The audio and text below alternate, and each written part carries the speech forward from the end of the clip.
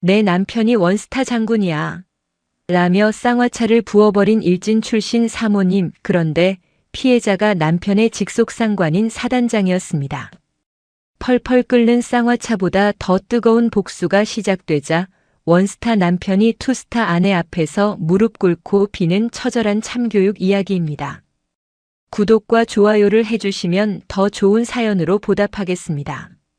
강원도 철원의 겨울은 계절이 아니라 재난에 가까웠다. 살을 애는 듯한 칼바람이 한탄강 줄기를 타고 올라와 철책선을 때리면 팽팽하게 당겨진 철조망이 비명처럼 윙윙거렸다. 영하 25도. 숨을 내뱉으면 코안의 점막이 순식간에 달라붙는 혹한의 땅. 대한민국 최전방 육군 제3보병사단 100골부대의 GOP 일반 전방 초소는 거대한 냉동고나 다름없었다. 그 얼어붙은 세상 한가운데 지프차 한 대가 거친 엔진 소리를 토해내며 비포장 전술도로를 달리고 있었다. 흙먼지가 일기도 전에 바닥에 얼어붙어 버리는 길이었다. 덜컹거리는 차 뒷좌석에는 한 여자가 눈을 감고 앉아 있었다. 대한민국 육군 소장 마이라. 제3보 병사단장. 그녀는 작았다. 160cm가 겨우 넘을까 싶은 체구였다. 하지만 그 작은 몸에서 뿜어져 나오는 기운은 철원의 칼바람보다 더 날카롭고 무거웠다. 그녀의 전투복 오른쪽 가슴에는 마이라라는 명찰이, 양쪽 어깨와 베레모에는 은색으로 빛나는 두 개의 별이 박혀 있었다. 병사들은 그녀를 철원의 마녀라고 불렀다. 피도 눈물도 없이 오직 작전과 규정만이 존재하는 철혈의 지휘관. 사단장님 15초소 도착 3분 전입니다. 전속 부관인 김대위가 백미러로 눈치를 살피며 보고했다. 마이라는 천천히 눈을 떴다. 쌍꺼풀 없이 긴 눈매, 굳게 담은 입술. 그 눈동자 안에는 수천 번의 밤을 지새운 야전 군인의 피로와 그럼에도 결코 무너지지 않는 안광이 서려 있었다. 난방 상태는 지침대로 영상 18도 유지 중입니다만 유류 보급 문제로 말단 소대장들이 아껴 쓴다는 보고가 있습니다. 당장 온수 보일러 풀가동하라고 해. 병사들 동상 걸리면 소대장, 중대장 줄줄이 영창 보낼 거니까. 기름 아끼다가 내 새끼들 발가락 자르게 생겼어? 기름 없으면 내 관용차 기름이라도 뽑아서 넣으라고 전해. 예, 알겠습니다. 마이라의 호통에 차 안의 공기가 팽팽해졌다. 그녀는 창밖을 바라보았다. 멀리 북쪽의 민둥산이 희끄무레하게 보였다.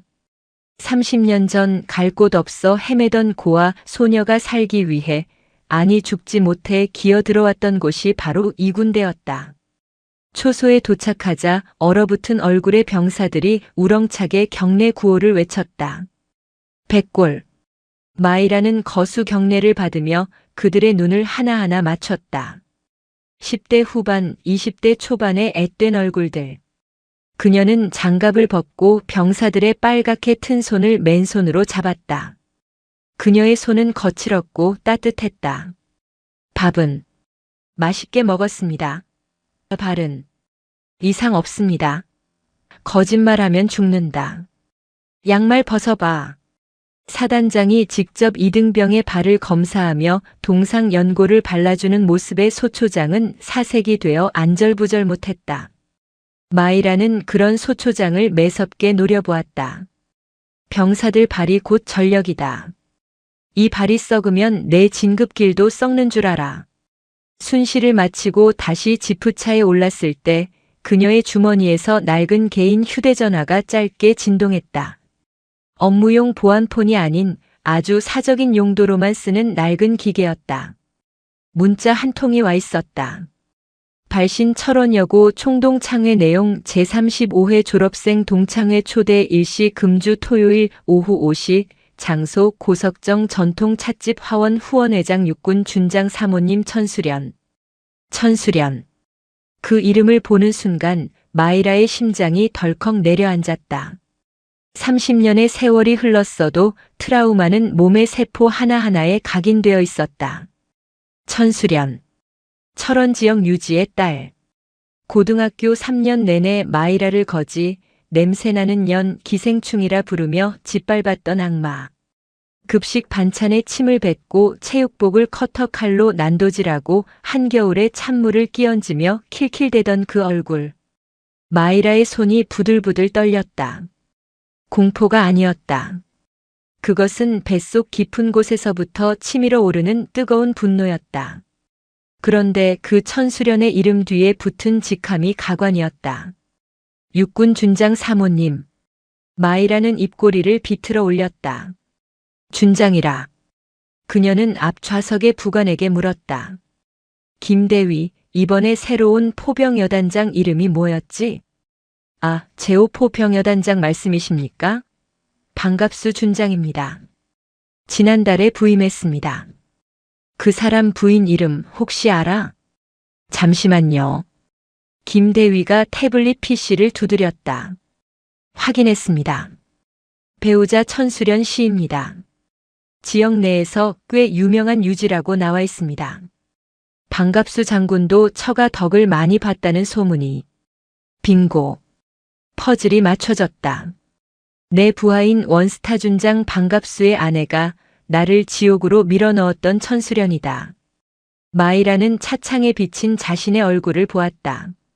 주름진 눈과 검게 그을린 피부, 짧게 친 머리칼. 더 이상 30년 전 교실 구석에서 울던 소녀는 없었다. 김대위. 예, 사단장님. 이번 주말 일정 비워. 그리고 마이라가 나지막하게 지시를 내렸다. 감찰 참모에게 전해.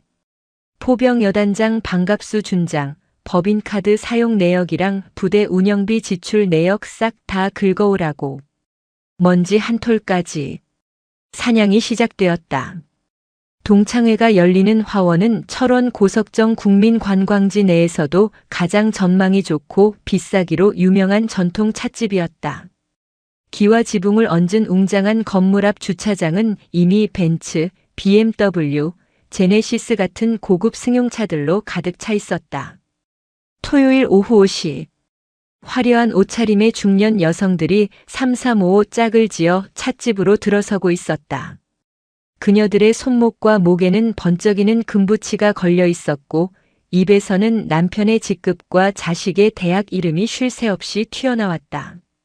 어머 영자야. 너 얼굴 폈다. 보톡스 새로 맞았니? 얘는 우리 그이가 이번에 땅값이 좀 올랐다고 피부가 끊어졌잖아. 그 소란스럽고 기름진 풍경 속으로 지극히 이질적인 존재 하나가 걸어오고 있었다. 택시에서 내린 마이라였다. 그녀는 오늘 별 2개가 달린 정복 대신 아주 허름한 복장을 택했다.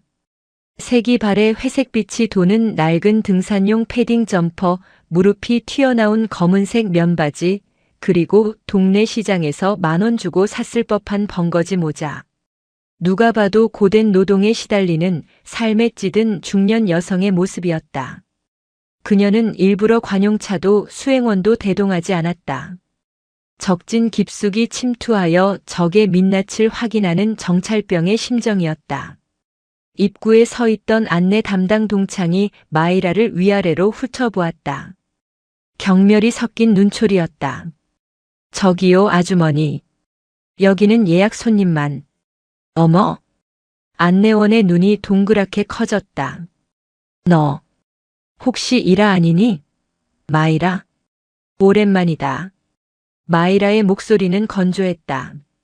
안내원은 잠시 멍하니 있다가 곧 입가에 비릿한 미소를 띄었다. 세상에 살아있었구나. 난 또 소식이 없길래 죽은 줄 알았지. 야, 들어와. 안 그래도 오늘 수련이가 너 얘기하더라. 마이라는 말없이 안으로 들어갔다.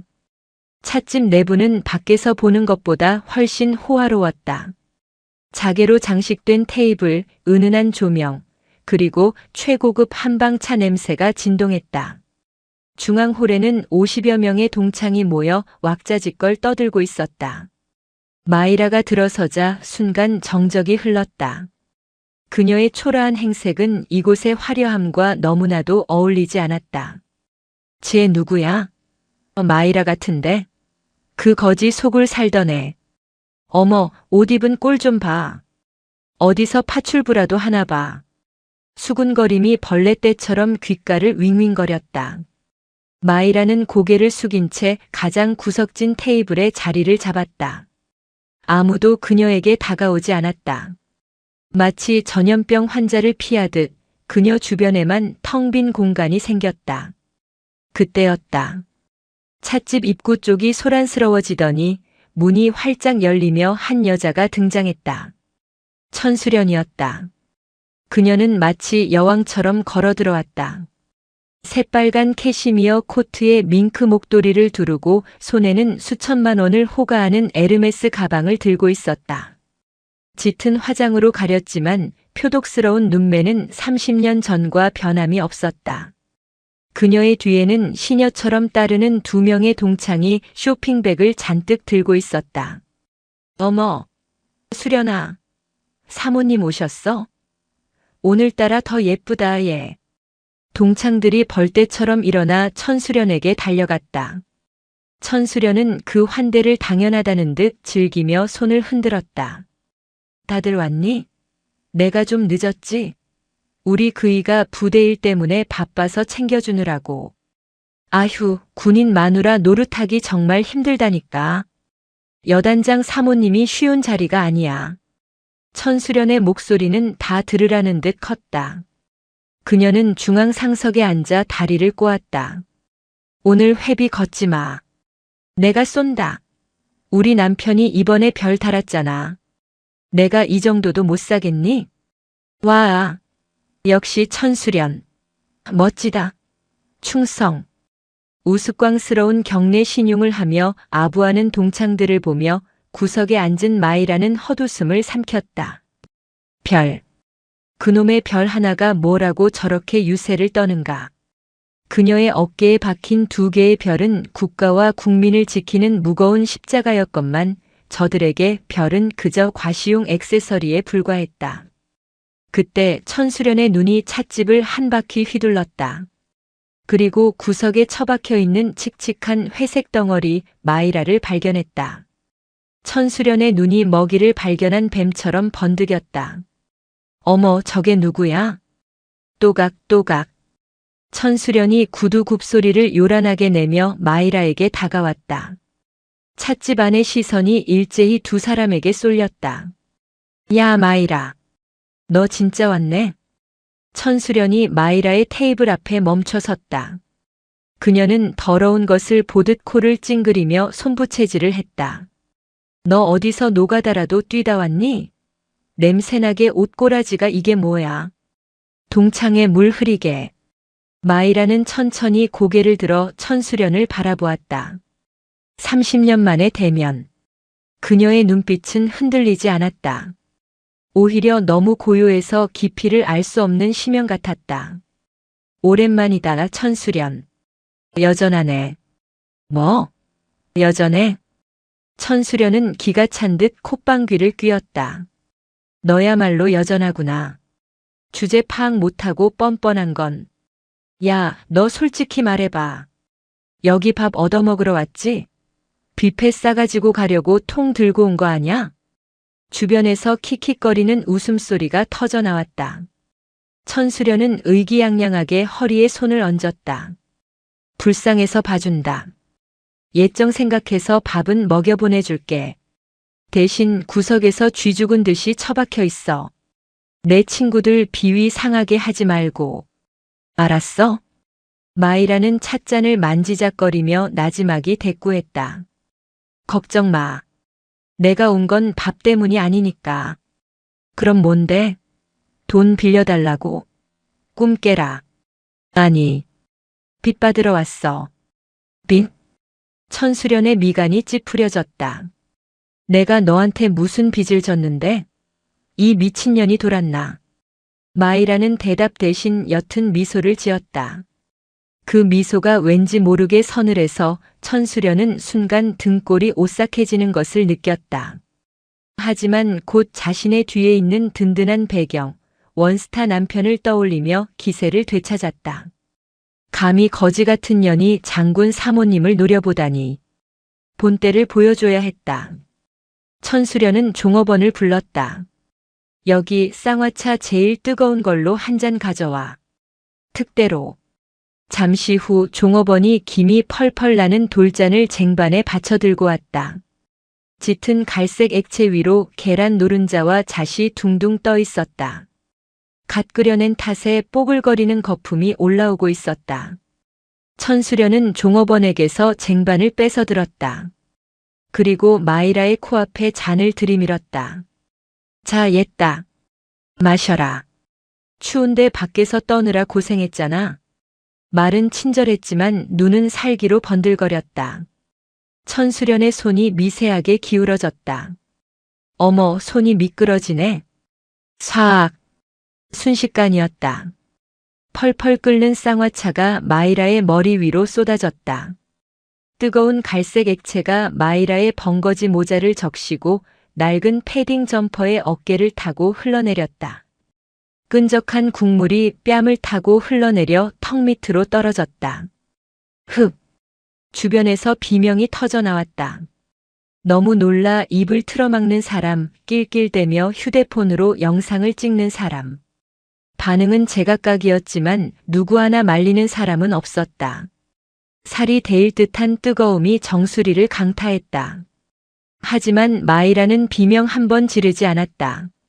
눈 하나 깜짝하지 않았다. 뜨거운 찬물이 속눈썹에 맺혀 떨어질 때까지 그녀는 석상처럼 앉아 천수련을 노려보았다. 어머, 미안해서 어쩌니?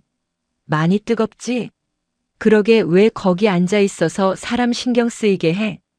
천수련은 빈잔을 테이블에 쾅 내려놓으며 깔깔거렸다. 야, 휴지 좀 줘라. 제 꼴 좀 봐. 이제야 좀 어울리네. 쌍화차 팩 한 샘 쳐. 피부 좋아지겠네. 그때였다. 찻집의 육중한 나무 문이 쾅. 소리를 내며 거칠게 열렸다. 여보, 나왔어. 우렁찬 목소리와 함께 한 중년 남성이 들어왔다. 잘 다려진 육군 정복, 가슴에 주렁주렁 달린 약장, 그리고 양쪽 어깨에 빛나는 은색 별 하나. 제5포병 여단장 반갑수 준장이었다. 그의 뒤로는 정복을 입은 부관과 운전병이 짐을 들고 따르고 있었다. 찻집 안의 분위기가 순식간에 바뀌었다.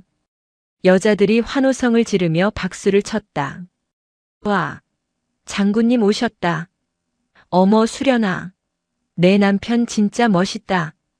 포스 장난 아니다. 반갑수는 그 환호를 즐기며 어깨를 으쓱거렸다. 그는 거만한 걸음걸이로 걸어 들어오며 손을 흔들었다. 허허, 반갑습니다. 제5포병 여단장 반갑수입니다. 우리 집사람 친구분들이라니 다들 미인이시군요. 천수련은 의기양양한 표정으로 남편에게 달려가 팔짱을 꼈다. 그녀의 얼굴에는 세상을 다 가진 여자의 우월감이 가득했다. 여보, 왜 이제 왔어?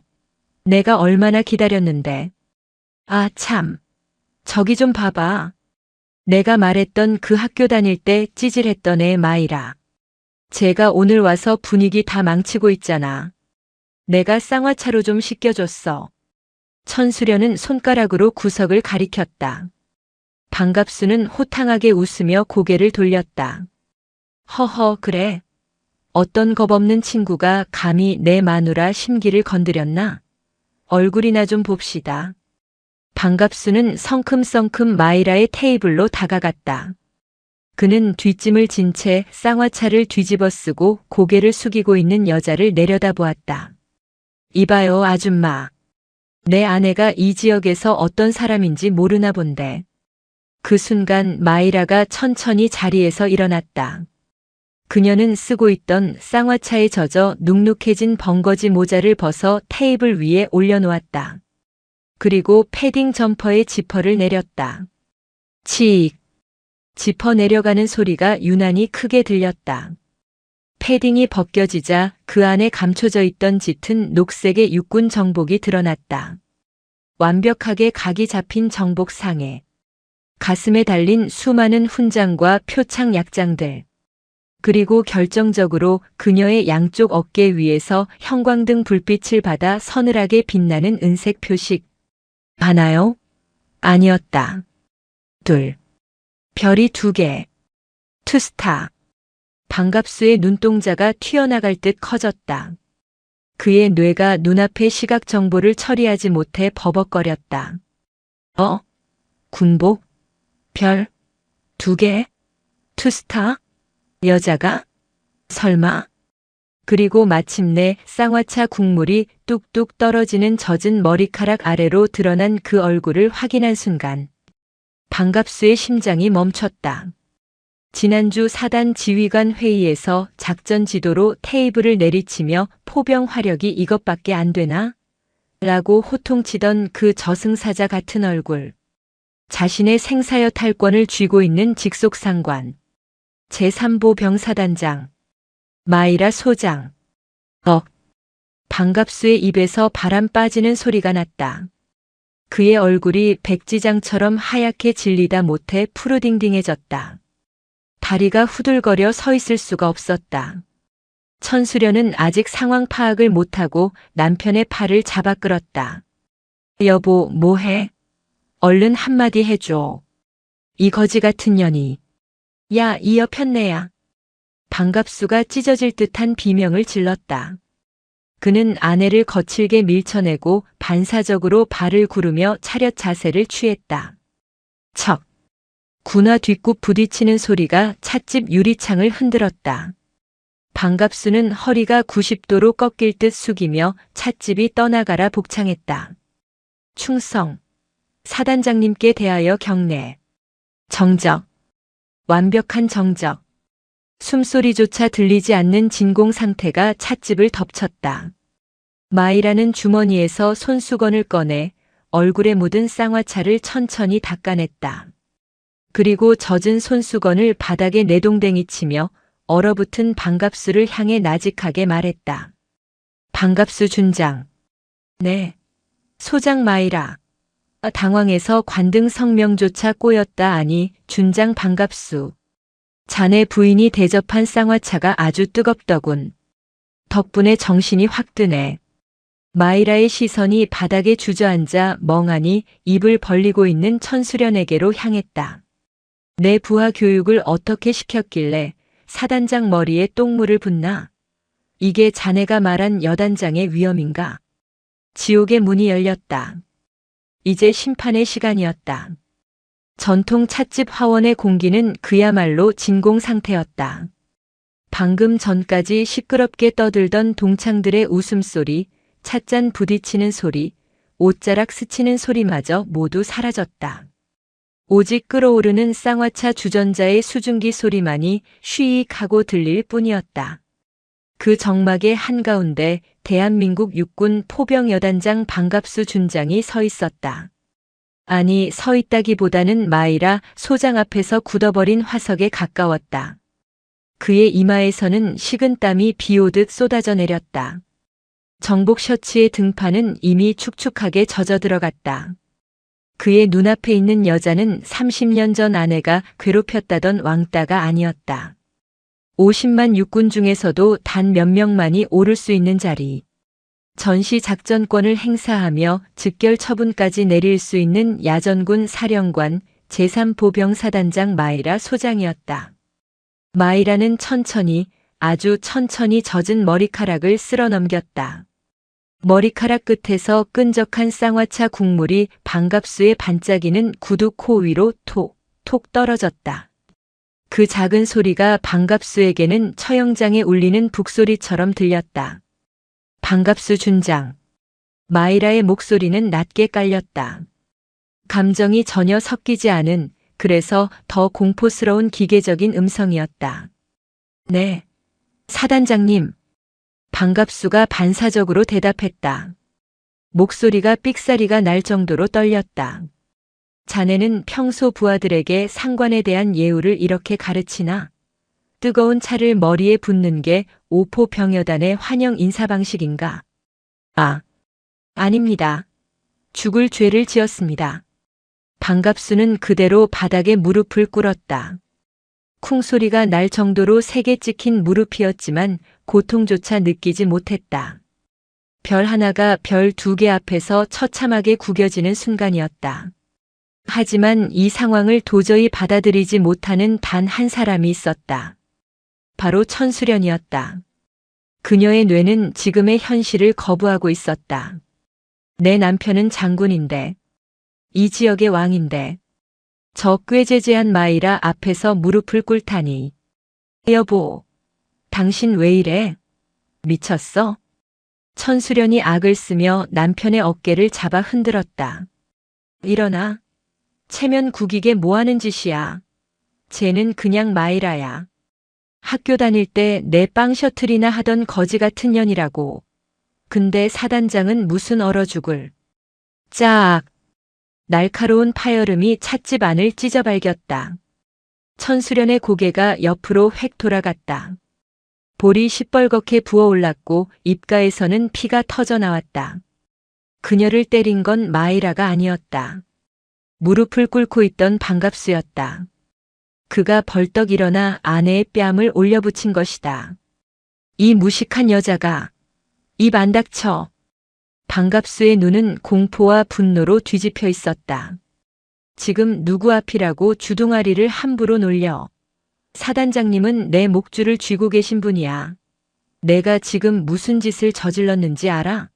내 군 생활 30년을 내가 방금 찬물과 함께 하수구로 처박아 버렸다고. 천수련은 뺨을 감싸 쥔 채 멍하니 남편을 올려다보았다. 결혼 생활 20년 동안 한 번도 큰 소리 낸 적 없던 자신에게 꼼짝 못하던 남편이었다. 그 남편이 저 천한 마이라 때문에 자신을 때렸다. 여보. 닥치고 무릎 꿇어. 사단장님께 빌어. 당장. 반갑수는 아내의 뒷목을 거칠게 잡아 눌렀다. 억지로라도 무릎을 꿇리려는 몸짓이었다. 천수련은 비명을 지르며 바닥에 나뒹굴었다. 화려한 벨벳 원피스가 찻집 바닥에 먼지와 뒤엉켰다. 마이라는 그 아수라장을 차가운 눈으로 내려다보았다. 쌍화차 범벅이 된 패딩을 입은 채였지만 그녀의 모습은 그 어떤 장군보다 위엄이 넘쳤다. 그녀는 바닥에 쓰러진 천수련에게 한 걸음 다가갔다. 또각. 마이라의 운동화 발끝이 천수련의 코앞에 멈췄다. 천수련이 고개를 들어 마이라를 보았다. 공포, 수치심, 분노가 뒤섞인 눈물로 얼룩진 얼굴. 30년 전 마이라가 화장실 바닥에서 올려다보았던 그 표정을 이제는 천수련이 짓고 있었다. 내 남편 말이 맞아. 계급이 깡패라며? 내가 학교 다닐 때 힘으로 날 짓밟았듯이 나도 내 계급으로 널 짓밟아 줄게. 그게 내가 좋아하는 세상의 이치잖아. 마이라는 허리를 굽혀 천수련과 눈을 맞췄다. 근데 어쩌지?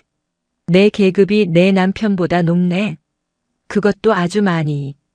천수련의 입술이 파르르 떨렸다. 이제야 현실이 피부로 와닿기 시작했다. 눈앞에 이 여자는 더 이상 자신이 알던 약골 마이라가 아니었다. 생사여 탈권을 쥔 권력자. 자신이 그토록 자랑하던 남편을 개처럼 부릴 수 있는 진짜 주인이었다. 영신아. 아니 사단장님. 천수련이 덜덜 떨리는 손으로 마이라의 바짓가랑이를 잡으려 했다. 내가 미쳤었어. 몰라봤어. 우리 친구잖아. 응. 예정 생각해서 한 번만. 마이라는 천수련의 손을 가볍게 털어냈다. 더럽다는 듯이. 친구? 누가 내 친구야? 마이라는 주변에 얼어붙어 있는 동창들을 둘러보았다. 그녀와 눈이 마주친 동창들은 황급히 고개를 숙이거나 어떤 이들은 눈치를 보며 슬금슬금 무릎을 꿇기 시작했다. 너희들 30년 전이나 지금이나 똑같구나. 강한 척하지만 진짜 강자 앞에서는 비굴하기 짝이 없는 껍데기들. 마이라는 다시 반갑수에게 시선을 돌렸다. 반갑수 준장. 자네 아내 관리는 사적인 영역이니 내가 터치하지 않겠네. 하지만 공적인 문제는 짚고 넘어가야지. 반갑수의 동공이 흔들렸다. 공적인 문제라 하시면. 감찰 참모실에서 보고가 올라왔어. 자네가 오늘 이동창회 비용, 그리고 사모님들께 돌릴 선물 비용, 전부 부대 복지 기금과 작전 활동비에서 횡령했다는 제보가 있던데. 사단장님, 오해입니다. 억울합니다. 억울해? 그럼 확인해 보면 되겠네. 마이라는 주머니에서 휴대전화를 꺼냈다. 단축 번호 1번을 눌렀다. 통화 연결음이 한 번 울리기도 전에 상대방이 전화를 받았다. 헌병대장. 지금 병력 이끌고 고석정 화원으로 와. 긴급 체포 대상이 있다. 전화를 끊는 마이라의 손짓은 단호했다. 반갑수는 그 자리에 주저앉아 넋을 잃었다. 끝났다. 모든 것이 끝났다. 고요하던 고석정 관광지에 요란한 사이렌 소리가 울려 퍼졌다. 위용. 경광등을 번쩍이며 육군 헌병대 차량 3대와 감찰부 차량이 들이닥쳤다. 검은색 제복을 입고 헌병 MP 완장을 찬 거구의 군인들이 찻집 입구를 봉쇄했다. 찻집 안에 있던 손님들은 비명을 지르며 구석으로 숨었다. 천수련의 동창들은 얼굴을 가리기에 급급했다. 이 소동이 지역 사회에 소문이라도 나면 남편 얼굴을 어떻게 보나 하는 생각뿐이었다. 필승. 제3보 병사단 헌병대장 중령 박철민. 사단장님의 호출을 받고 출동했습니다. 헌병대장이 마이라 앞에 서서 절도 있게 경례했다. 마이라는 고개만 까딱했다. 수고 많다. 저기 무릎 꿇고 있는 반갑수 준장, 그리고 그 옆에 민간인 천수련. 둘 다 연행해. 사단장님, 제발 살려주십시오. 반갑수가 마이라의 다리를 붙잡고 매달렸다. 콧물과 눈물이 범벅이 된 얼굴은 추악이 그지없었다. 제가 잘못했습니다. 한 번만 용서해 주시면 평생 개처럼 충성하겠습니다. 제발 헌병 때만은 비키지 못해? 마이라가 싸늘하게 일갈했다. 헌병들이 달려들어 반갑수의 양팔을 꺾어 제압했다. 이거나 내가 누군지 알아? 나 여단장이야. 원스타라고.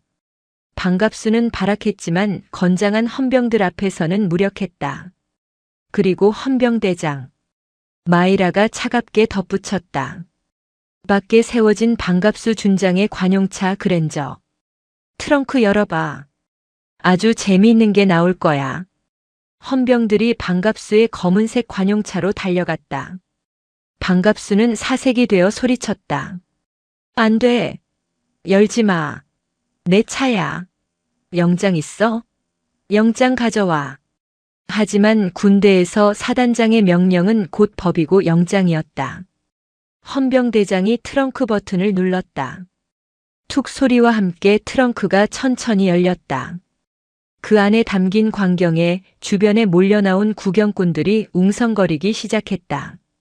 사과 상자 5개, 그리고 고급 양주 박스 수십 개, 백화점 상품권 봉투 다발.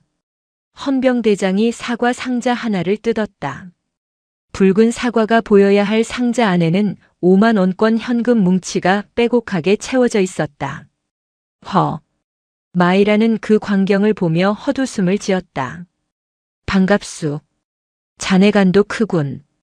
군납업자들에게 받은 리베이트를 이렇게 현찰로 들고 다니다니. 오늘 마누라 기 세워주려고 이 돈 뿌리러 온 건가? 천수련은 그 광경을 보고 기절할 듯 비틀거렸다. 저 돈은 남편이 승진 로비를 위해 모아둔 비자금이자 자신이 사채 놀이로 불린 검은 돈이었다. 적에 발각되면 단순히 옷을 벗는 것으로 끝나지 않는다. 감옥이다. 그것도 아주 긴 시간 동안. 아니야. 내 거 아니야. 난 몰라. 천수련은 뒷걸음질 쳤다. 현실을 부정하고 싶었다. 도망치고 싶었다. 그녀는 헌병들의 감시가 소홀한 틈을 타 찻집 뒷문으로 내달렸다. 잡아. 마이라의 짧은 명령. 여군 부사관 2명이 순식간에 천수련을 덮쳤다. 야, 나, 놓으라고. 내가 누군지 알아? 나 장군 사모님이야. 너희들 다 영창 보내버릴 거야. 천수련은 머리를 산발한 채 악을 썼다. 하이힐 한 짝이 벗겨져 나뒹굴었고 명품 스타킹은 올이 나갔다. 30년 전 마이라의 머리채를 잡고 흔들던 그 손이 이제는 헌병의 수갑에 의해 뒤로 꺾였다.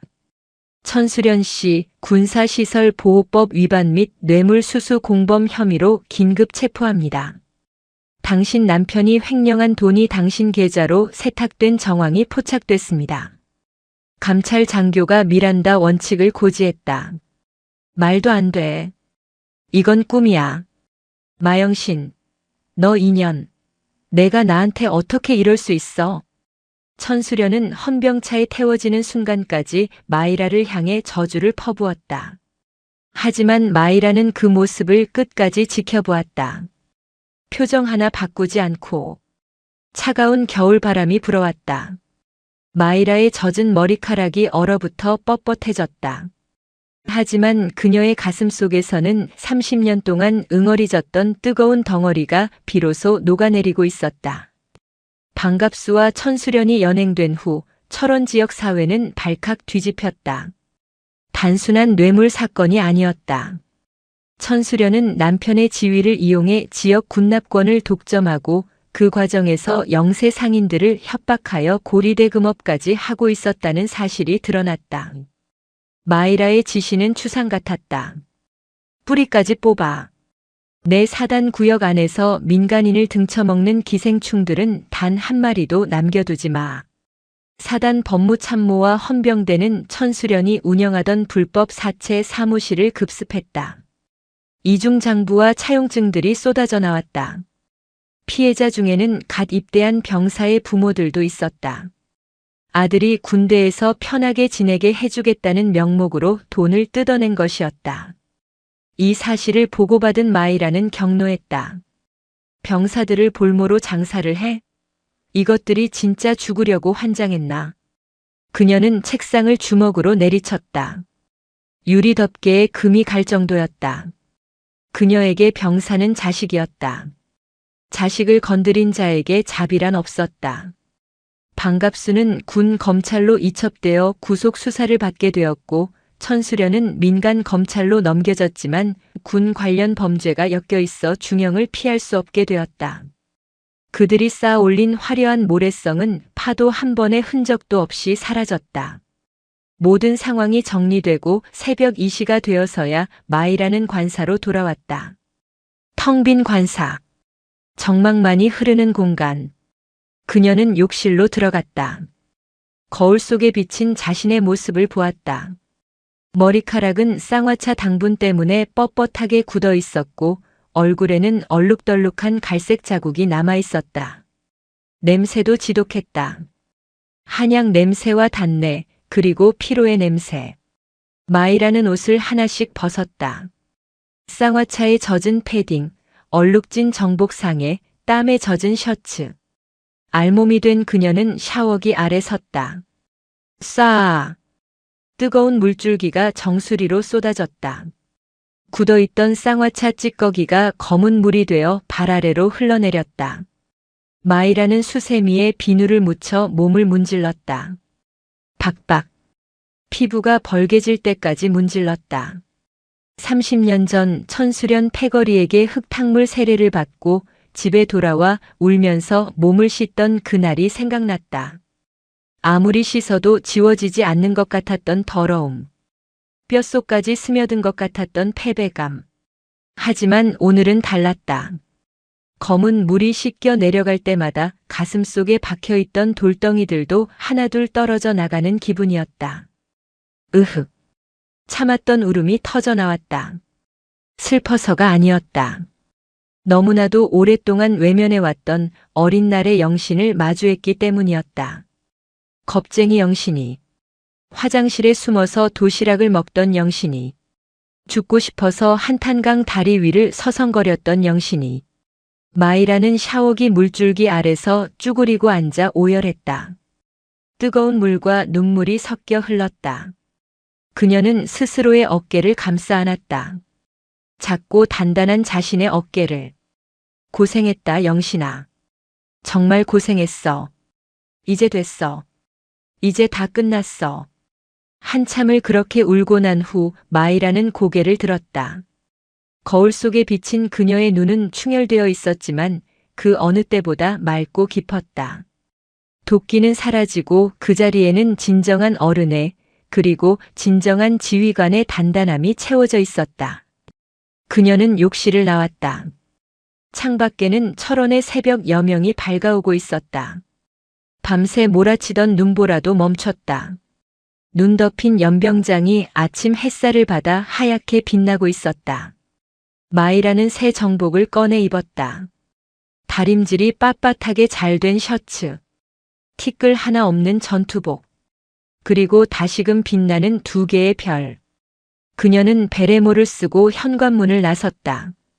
이제 복수는 끝났다. 하지만 군인으로서 그녀의 임무는 그리고 사단장으로서 지켜야 할 내 새끼들은 여전히 그곳에 있었다. 지프차의 시동 소리가 새벽 공기를 갈랐다. 마이라의 전쟁은 이제부터가 진짜 시작이었다. 방갑수 준장의 구속과 천수련의 몰락 이후 제3보병사단에는 기묘한 침묵이 감돌았다. 겉으로는 사단장의 서슬 퍼런 칼날 앞에 모두가 납작 엎드린 듯 했지만 물밑에서는 여전히 불온한 기류가 흐르고 있었다. 특히 방갑수가 지휘하던 제5포 병여단은 쑥대밭이었다. 지휘관이 횡령과 비리로 잡혀가자 그 밑에서 콩고물을 받아먹던 참모들은 줄줄이 옷을 벗거나 구직 해임되었다. 그러나 개 중에는 아직 살아남아 마이라를 음해하려는 세력이 있었다. 방갑수의 신복이었던 포병여단 작전참모 고석진 중령. 그는 육사 출신이라는 자부심 하나로 뭉친 엘리트주의자였지만 실상은 방갑수의 비자금을 관리해주며 진급을 보장받았던 전형적인 정치 장교였다. 야, 비육사 출신 여자가 사단장? 이건 육군의 수치야. 방 장군님이 억울하게 당하신 거라고. 고석진은 회식 자리마다 술에 취해 이렇게 떠벌리고 다녔다. 그는 교묘하게 병사들 사이에서 마이라 사단장이 히스테리를 부려서 죄 없는 여단장을 잡아넣었다는 헛소문을 퍼뜨렸다. 심지어 곧 있을 대규모 전술 훈련을 앞두고 고의적인 태업을 계획하고 있었다. 탄약 불출을 지연시키고 통신 장비 점검을 허위로 보고하여 훈련 당일 사단장이 망신을 당하게 만들려는 속셈이었다. 여자 혼자서 대포를 알면 얼마나 알겠어? 훈련 때 포탄 한 발도 못 쏘게 만들어서 아주 개망신을 줘버려야지. 고석진은 킬킬거리며 부하들에게 은밀한 지시를 내렸다. 새벽 3시. 사단장 집무실의 불은 꺼지지 않았다. 마이라는 산더미처럼 쌓인 탄약 불출 계획서를 검토하고 있었다. 그녀의 눈매가 날카로워졌다. 숫자가 맞지 않았다. 제5포 병여단으로 가야 할 155mm 고폭탄 수량이 턱없이 부족했고 신관 불출 내역은 아예 누락되어 있었다. 단순한 실수가 아니었다. 이것은 명백한 항명이자 도발이었다. 마이라는 펜을 놓고 눈을 감았다. 20년 전 특전사 훈련 시절의 기억이 떠올랐다. 지옥주라 불리는 무박 7일 훈련. 잠을 재우지 않고 갯벌과 산악을 오가며 인간의 한계를 시험하던 그 시간. 그때도 그녀를 무시하는 남자 동기들이 있었다. 여자가 무슨 특전사냐, 집에 가서 애나 봐라. 그들은 마이라의 군장에 몰래 돌을 집어넣거나 식사 시간에 배급을 가로채기도 했다. 하지만 마이라는 울지 않았다. 따지지도 않았다. 그저 묵묵히 남들보다 2배 더 무거운 군장을 메고 가장 먼저 고지를 점령했다. 동기들이 탈진에 쓰러질 때 그녀는 악을 쓰며 일어났다. 그리고 결국 수료식 날 1등 상장을 거머쥐며 그들의 코를 납작하게 눌러주었다. 고석진 중령. 내가 방갑수 밑에서 아부나 떨 때 나는 빗물 섞인 주먹밥을 씹으며 작전 교범을 통째로 외웠다. 마이라는 자리에서 일어났다. 그녀는 비서실장에게 짧게 지시했다. 차 대기시켜. 오포 병여단으로 간다. 지금 당장. 새벽 4시 30분. 제5포 병여단 지휘 통제실은 평화로웠다. 당직 사관은 꾸벅꾸벅 졸고 있었고 상황병들은 잡담을 나누고 있었다. 그때 출입문이 부서질 듯 열리며 마이라가 들어닥쳤다. 전원 위치로. 사자후 같은 고함에 졸고 있던 당직 사관이 의자에서 굴러떨어졌다. 마이라는 지휘 통제실 중앙에 섰다. 그녀는 단상 위에 있는 마이크를 잡았다. 작전 참모 고석진 중령. 지금 당장 군장 싸서 연병장으로 튀어와라.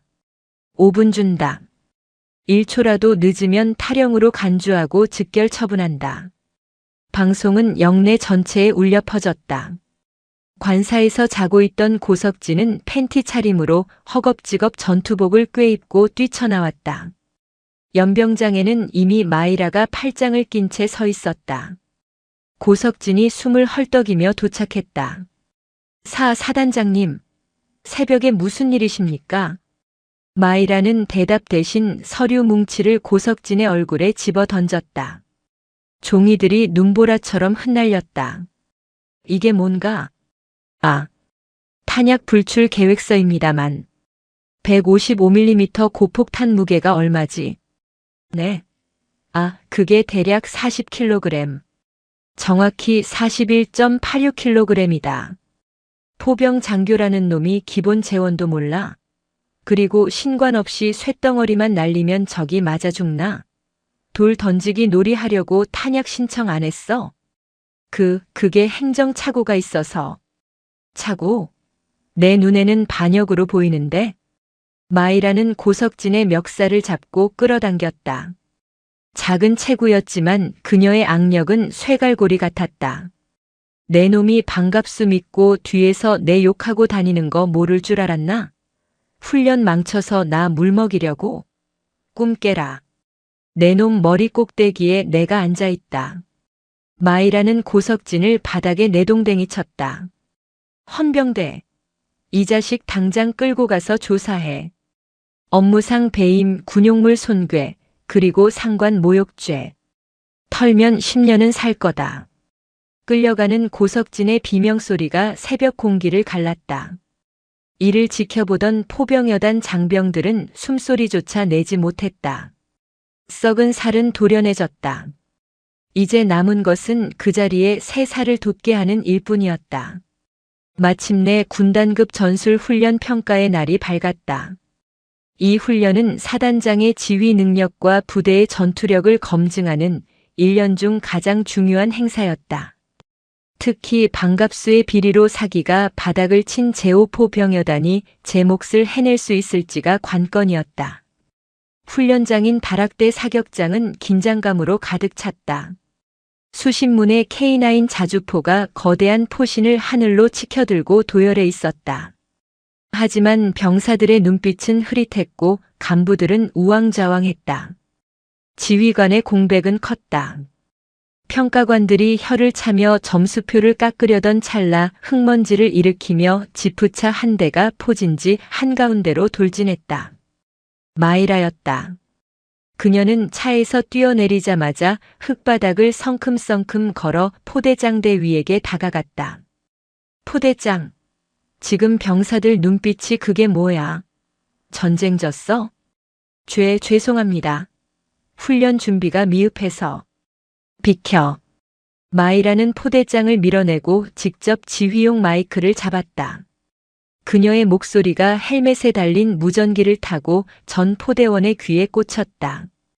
전 포대 주목. 사단장이다. 잡음 섞인 무전기 너머로 들려오는 목소리는 차분했지만 서늘한 살기가 담겨 있었다. 너희들 상관이 썩었다고 너희들까지 썩은 건 아니다. 반갑수는 같지만 너희는 대한민국 육군 최강의 백골 포병이다.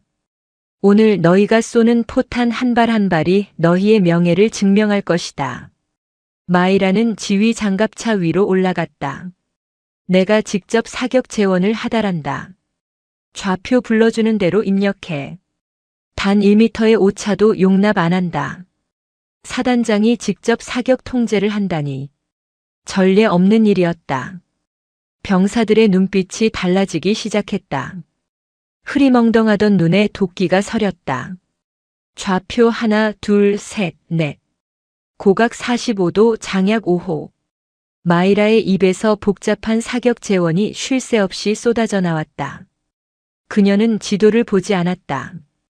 이미 철원 일대의 지형지물과 사격 재원을 머릿속에 완벽하게 암기하고 있었다. 인간 컴퓨터나 다름없었다. 전포대 준비. 수십 문의 자주포 포신이 일제히 움직였다. 유압장치가 돌아가는 웅웅 소리가 웅장한 화음을 만들어냈다. 효력사. 스아. 쾅. 대지가 뒤집히는 듯한 굉음. 수십 발의 포탄이 동시에 포구를 떠났다. 포신 끝에서 뿜어져 나온 화염이 훈련장의 하늘을 붉게 물들였다. 엄청난 후폭풍이 흙먼지를 일으키며 사방을 뒤덮었다. 슈우구. 포탄이 공기를 찢으며 날아가는 소리가 들렸다. 잠시 후 수 킬로미터 떨어진 표적지인 산 중턱에서 거대한 폭발이 일어났다. 쾅, 쾅, 쾅, 쾅. 동시 탄착 사격 TOT. 서로 다른 시간에 발사된 포탄이 같은 시간에 목표물에 떨어지는 포병 사격에 꽂히자 가장 어려운 기술. 마이라가 계산한 좌표는 완벽했다. 표적지 중앙에 정확히 모든 포탄이 꽂혔다.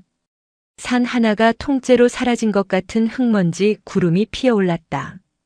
평가관들이 입을 다물지 못했다. 저게 가능해? 사단장이 직접? 미쳤군. 진짜 철원의 마녀가 맞았어. 포신에서 피어오르는 연기를 보며 병사들은 전율했다. 와, 대박이다. 우리 사단장님 진짜 찐이다.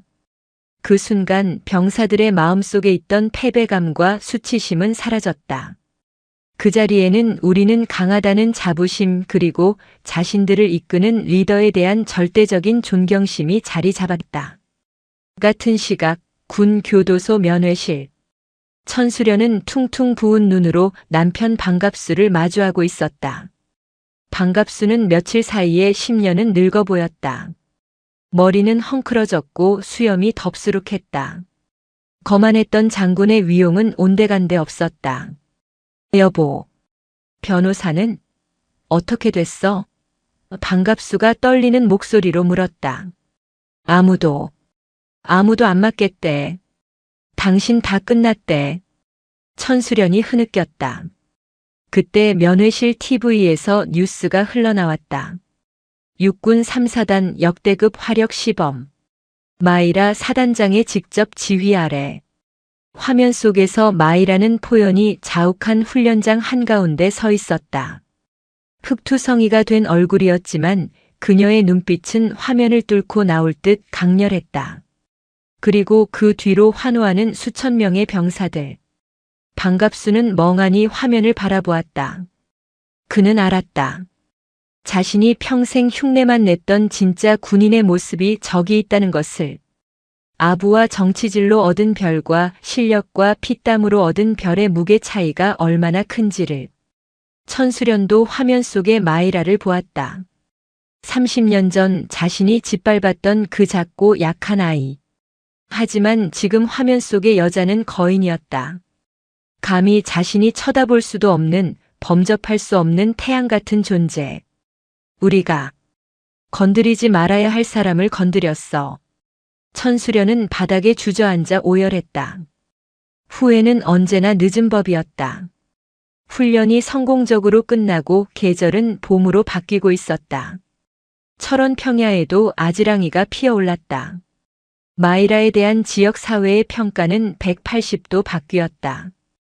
피도 눈물도 없는 마녀에서 철원의 수호자로. 천수련 일당이 붕괴되면서 지역 상권은 활기를 되찾았다.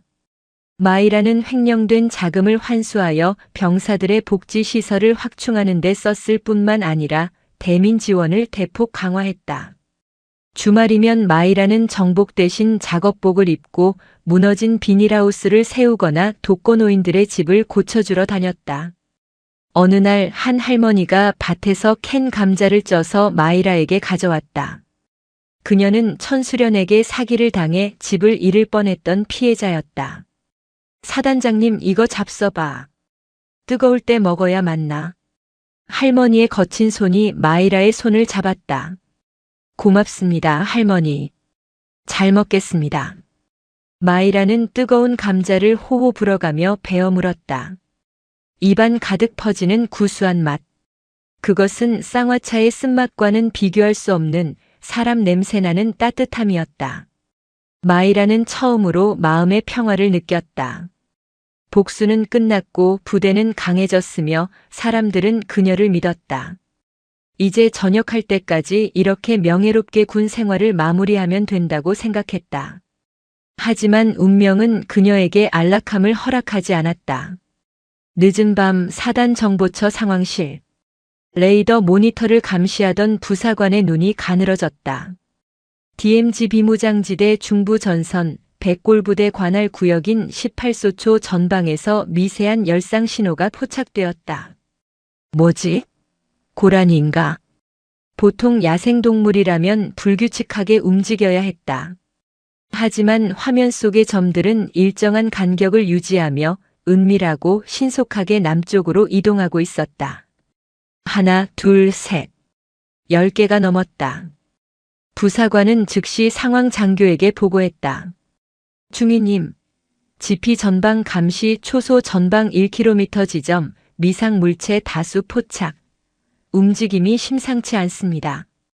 같은 시각 북한군 통신을 감청하던 정보부대에서도 긴급 타전이 들어왔다. 평소와 다른 암호 체계가 사용되고 있었다. 해독된 내용은 단 한 단어. 폭풍. 관사에서 잠을 청하던 마이라의 머리맡에 비상 전화기가 울렸다. 붉은색 램프가 미친 듯이 깜빡이고 있었다. 마이라는 눈을 뜨자마자 수화기를 들었다. 통신 보안. 사단장이다. 충성. 정보 참모입니다. 현재 시각 3시 10분부로 백골 OP 전방에서 적 특수작전군으로 추정되는 병력의 침투 징후가 포착되었습니다. 단순 귀순이나 도발 수준이 아닙니다. 규모가 중대급 이상입니다. 마이라의 눈동자가 차갑게 식었다. 잠기호는 순식간에 달아났다. 중대급 침투. 이것은 국지전, 아니 전면전의 도화선이 될 수도 있는 상황이었다. 진돗개 하나 최고 비상 태세 발령해. 전 부대 비상 소집. 포병 연대는 즉시 사격 대기하고 수색 대대는 내 차 뒤로 따라붙으라고 해. 마이라는 전화를 끊고 옷걸이에 걸린 전투복을 입었다. 단추를 채우는 손길에는 망설임이 없었다. 그녀는 방탄 헬멧을 집어들었다. 묵직한 무게감이 손끝에 전해졌다. 거울을 보았다. 거기에는 동창회장에서 쌍화차를 뒤집어 쓰고 모욕을 견디던 여자는 없었다. 감자를 먹으며 웃던 이웃집 아줌마도 없었다. 오직 적의 도발을 분쇄하고 조국을 지켜야 하는 50만 육군의 선봉장, 백골 사단장 마이라만이 서 있었다. 감히 내 구역에 발을 들여? 살아서 돌아갈 생각은 마라. 마이라는 허리춤에 권총을 차고 어둠 속으로 걸어나갔다. 평화는 끝났다. 이제 진짜 전쟁이었다. 새벽 3시 30분. DMZ 비무장지대의 어둠은 먹물보다 짙었다. 달빛조차 구름에 가려진 그 시각, 백골부대 18소초 전방 갈대밭 사이로 검은 그림자 십수개가 유령처럼 움직이고 있었다. 북한군 최정예 특수작전군 일명 폭풍군단 소속 침투조였다. 그들은 소리 없이 아군 지피 전방 감시 초소의 사각지대를 파고들었다. 목표는 아군 지휘 통제 시스템 마비와 후방 교란. 만약 이들이 철책을 넘는다면 제3보 병사단은 뚫리는 것이고 마이라의 군 생활은 불명예로 끝장나는 것이었다. 전방 300m, 크레모아 격발. 매복해 있던 아군 수색팀장이 소리쳤다. 콰광. 지축을 울리는 폭발음과 함께 전투가 시작되었다. 적들은 당황하지 않고 즉각 대응 사격을 퍼부었다. 타타탕. 투두두두. AK 소총의 날카로운 총성이 고요한 새벽을 찢었다. 아군 수색팀은 수적 열세에 몰렸다. 적들은 예상보다 훨씬 중무장하고 있었고 전투 수행 능력도 뛰어났다. 여기는 수색 1팀. 적의 화력이 너무 강하다. 지원 바란다. 으악. 무전기 너머로 비명소리가 들렸다. 상황실에서 이를 듣고 있던 참모들의 얼굴이 사색이 되었다. 사단장님, 수색팀이 포위됐습니다. 지금 구출 병력을 보내기엔 시간이. 참모장이 다급하게 외쳤다. 그러나 마이라의 눈빛은 흔들리지 않았다. 그녀는 상황판을 뚫어지게 응시하며 마이크를 잡았다. 당황하지 마라. 내가 보고 있다. 마이라의 차분하고 낮은 목소리가 혼란스러운 지휘 통제실을 잠재웠다. 포병연대 전 포문 개방. 표적 번호 103, 104, 105. 수색팀 전방 100m 지점이다. 사단장님. 100m면 위험 반경 내입니다. 아군이 휘말릴 수 있습니다. 작전 참모가 기겁하며 말렸다. 교범상 아군 500m 이내 사격은 금지였다. 자칫하면 아군 머리 위로 포탄이 떨어질 수 있는 거리였다. 마이라는 고개를 돌려 참모를 쏘아보았다. 내 새끼들 실력을 못 믿나? 내가 훈련시킨 백골 포병이다. 오차는 없다. 쓰아. 마이라의 결단에 포병연대 상황실로 좌표가 하달되었다. 지난번 훈련 때 마이라가 직접 사격 지휘를 했던 그 병사들이었다. 그들은 망설이지 않았다. 사단장이 믿어준다는 사실 하나만으로 공포는 사라졌다. 효력사. 발사. 철원의 밤하늘이 찢어졌다.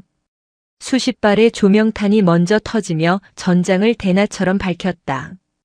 드러난 적들의 위치 위로 155mm 고폭탄이 소나기처럼 쏟아졌다.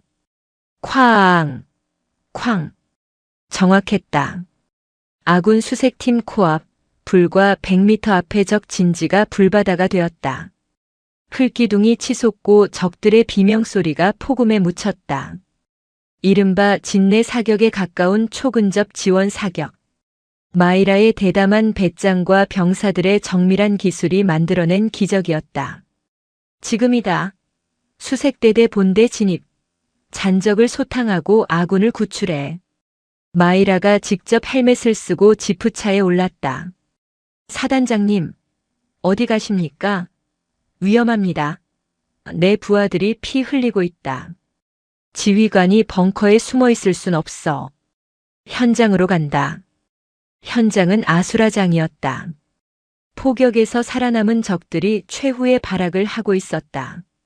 마이라는 호위 병력과 함께 전선 가까이 접근했다. 그때 무너진 참호 구석에서 웅크리고 있는 병사 하나가 보였다. 총을 쏘지도 못하고 귀를 막은 채 벌벌 떨고 있는 어린 이등병. 얼굴은 공포로 하얗게 질려 있었고 바지에는 오줌을 지린 자국이 선명했다. 마이라는 그 병사를 보는 순간 30년 전 흙탕물 속에서 떨던 자신의 모습을 겹쳐보았다. 무섭겠지. 도망치고 싶겠지. 나도 그랬으니까. 적탄이 머리 위로 스쳐 지나가는 상황. 마이라는 주저없이 참호 속으로 뛰어들었다. 그리고 떨고 있는 이등병의 멱살을 잡아 일으켜 세웠다. 정신 차려. 이등병이 흐리멍덩한 눈으로 마이라를 보았다. 사단장님, 너는 약하지 않다. 내가 입고 있는 그 군복, 내가 들고 있는 그 총. 대한민국이 너에게 부여한 힘이다. 숨지 마라. 내 뒤에는 내가 있다. 마이라는 자신의 권총을 뽑아들고 참호 위로 고개를 내미는 적병을 향해 방아쇠를 당겼다. 탕. 적병이 쓰러졌다. 봐라. 별거 아니다. 싸워라. 내 전우를 지켜. 사단장이 그 높은 투스타가 자신을 위해 총을 쏘고 있다. 이등병의 눈에 생기가 돌기 시작했다. 그는 떨리는 손으로 소총을 고쳐 잡았다. 그리고 악을 쓰며 방아쇠를 당겼다. 으아! 그날 새벽 백골 부대는 단 한 명의 사망자도 없이 적 침투조를 전멸시켰다. 떠오르는 아침 해를 등지고 마이라는 흑투성이가 된 병사들의 어깨를 하나하나 두드려 주었다. 그녀의 전투복에도 흙과 화약 냄새가 배어 있었다. 그것은 세상 어떤 향수보다 향기로운 승리의 냄새였다. 철원 대침투 작전의 완벽한 승리는 뉴스 일면을 장식했다. 마이라 소장 최전방을 지켜낸 철의 여인. 위기의 순간 빛난 리더십, 병사들과 함께 참호를 구르다. 국민들은 열광했다. 비육사, 여성, 흑수저 출신의 장군이 보여준 진짜 군인의 모습에 찬사가 쏟아졌다. 청와대에서 훈장 수여가 결정되었고 그녀는 국민적 영웅이 되었다. 반면 구치소 독방에 수감된 천수련은 신문 기사를 보며 하염없이 눈물을 흘렸다. 신문 일면에는 늠름하게 경례하는 마이라의 사진이, 사회면 구석에는 죄수복을 입고 고개를 숙인 자신의 사진이 실려 있었다. 내가 무슨 짓을 한 거지? 천수련은 그제야 깨달았다. 자신이 숭배했던 힘은 돈과 남편의 계급장이었지만 마이라가 가진 힘은 자신의 영혼을 갈아 만든 진짜 실력이었다는 것을. 그녀는 차가운 시멘트 바닥에 이마를 찌우며 통곡했다. 그것은 뼈아픈 참회이자 돌이킬 수 없는 파멸의 확인이었다. 계절이 몇 번 바뀌고 마이라의 저녁이 다가왔다. 그녀는 더 높은 자리, 대장사성 장군 진급 제의를 정중히 거절했다. 저는 야전이 어울리는 사람입니다. 박수 칠 때 떠나게 해주십시오. 저녁식 날. 연병장에는 1만 명의 장병이 도열했다. 마이라가 단상에 오르자 누가 시키지도 않았는데 병사들이 환호성을 질렀다. 의례적인 박수가 아니었다. 진심에서 우러나오는 존경의 함성이었다. 사랑하는 백골 장병 여러분. 마이라의 목소리가 스피커를 타고 울렸다. 나는 30년 전 도망치듯 이 군대에 들어왔다. 세상이 무서웠고 사람이 무서웠다. 하지만 이곳에서 나는 배웠다. 진짜 강함이란 남을 짓밟는 것이 아니라 소중한 것을 지키기 위해 기꺼이 피 흘릴 줄 아는 용기라는 것을. 그녀는 눈시울이 붉어진 채 말을 이었다. 너희들이 나의 자랑이었다. 부디 아프지 마라. 다치지 마라. 마이라가 마지막 거수 경례를 올렸다. 충성. 병사들의 눈에서도 눈물이 흘러내렸다. 저녁식을 마친 마이라는 바로 서울로 가지 않았다. 그녀는 정복 대신 편안한 사복으로 갈아입고 홀로 택시를 탔다. 목적지는 철원여자고등학교.